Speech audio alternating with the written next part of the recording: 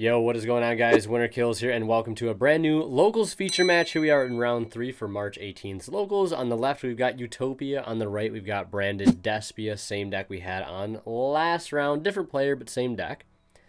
So let's hop right into this. We're going to see branded Despia win the die roll here. We're going to lead with Aliber. And they're probably going to go ahead and grab Branded Fusion, but if they already got Branded Fusion, yeah, I was going to say probably going to go ahead and grab Branded Lost, activate Branded Fusion, and they're off to the races. Also, want to remind you guys, not only to subscribe to the channel, but also please consider donating to our ongoing fundraiser right now for the Clean Air Task Force. Pretty much all of my recent videos since the first episode of One Deck One Month, Photon Galaxy, that uploaded a couple weeks ago, has had a donation button on the side. We are trying to raise $1,000 to help fight climate change through the Clean Air Task Force, so please consider donating.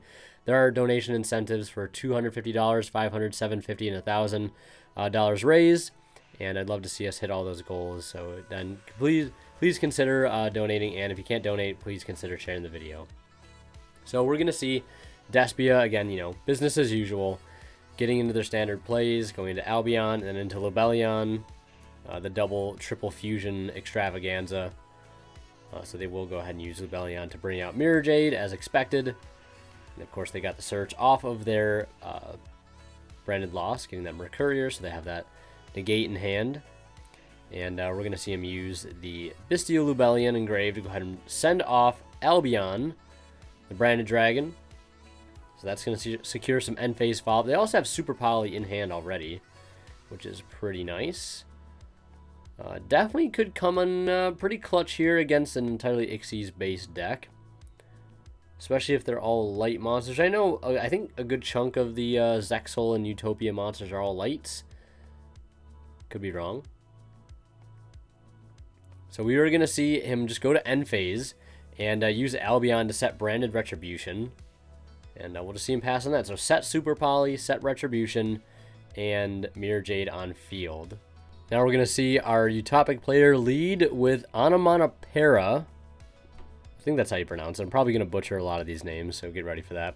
Onomatopoeia basically says you can only activate one per turn. Send a card from your hand to the graveyard. Add up to 2 of these monsters from your deck to your hand. So they can add 1 Zubaba, Gaga, Go, or Do monster, 2 of one of only those types.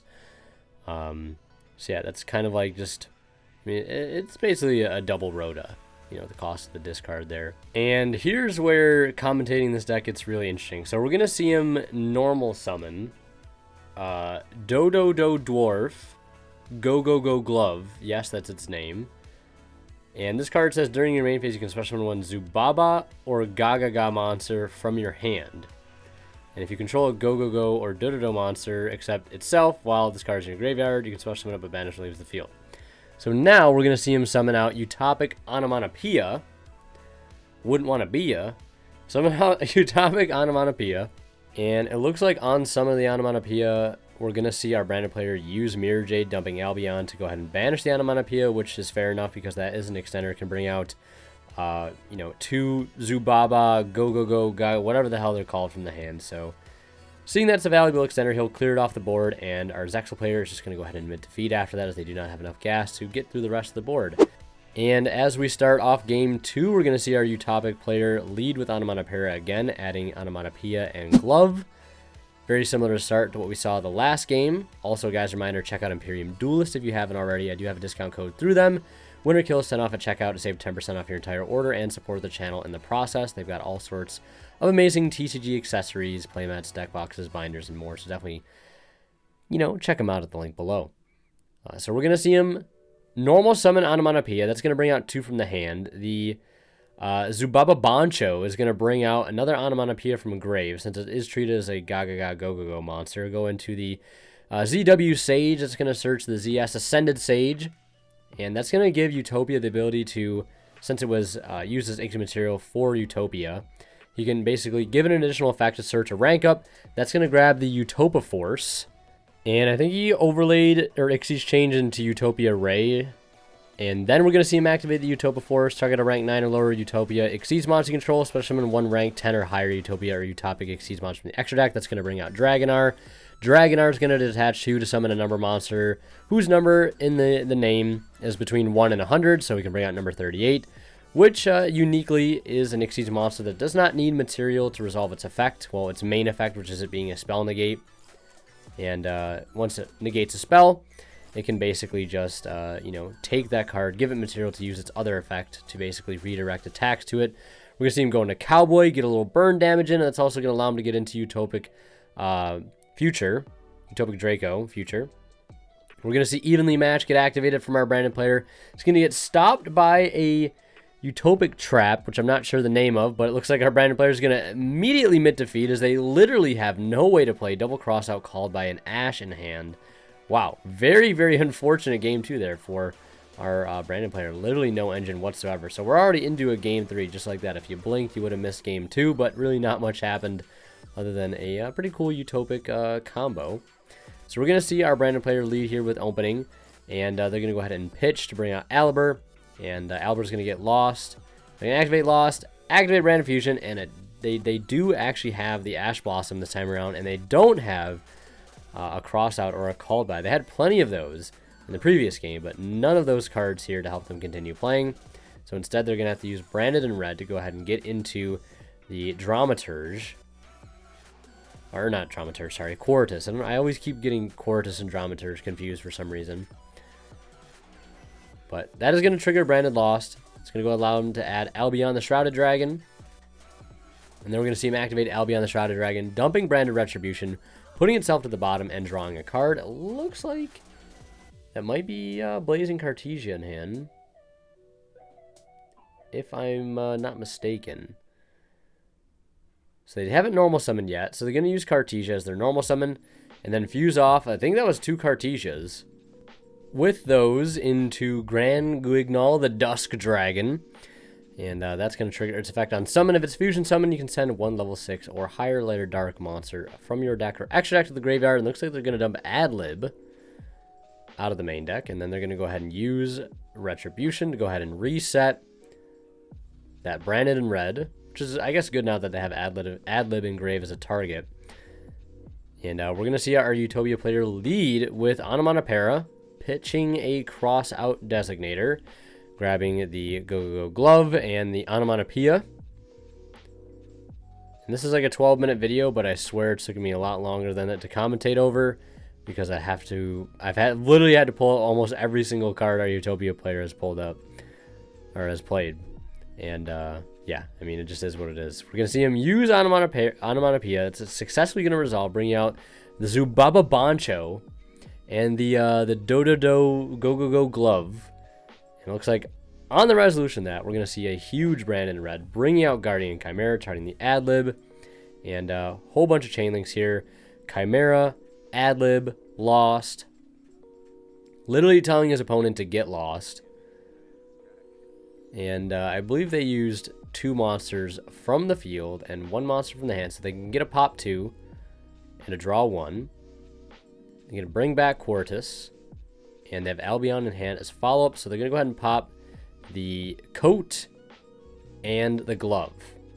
That's all. I'm just going to call them Coat and Glove. So you'll be able to use the Graveyard effect of Glove, bring itself back, and now they're just going to go for a rank 4 option here. Now, this Utopia deck, one thing I do know about it is it does have access to Double or Nothing very, very easily.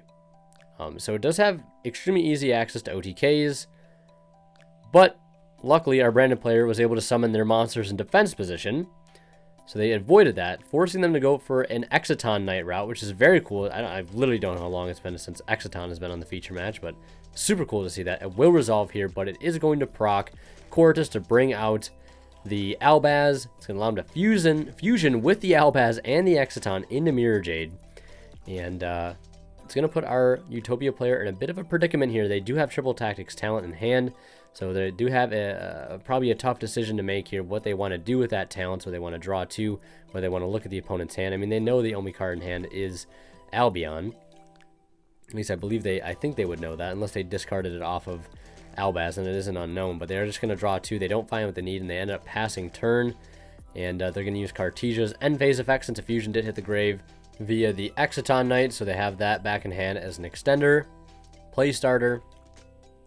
And we'll see them start their turn by using Albion. Getting a draw off that, getting into Bestial Lubellion. That's going to go ahead and search out Saronir. Then they're going to activate Saronir in grave, targeting the kit in the grave.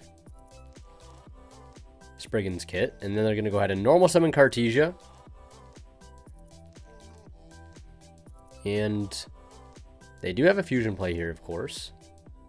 But first, they are going to just go into the battle phase, since this would probably be the most amount of damage they could get on board right now with the cards that they have. So they'll just swing in with Mirror Jade, Saronir, and Cartesia. Then in main phase 2, after they drop their opponent down to 1,000 life points, they're going to use Cartesia to fusion off with the Saronir and the Cartesia into not that fusion monster. I don't think they can make that one. I don't even know what that one's name is, to be totally honest.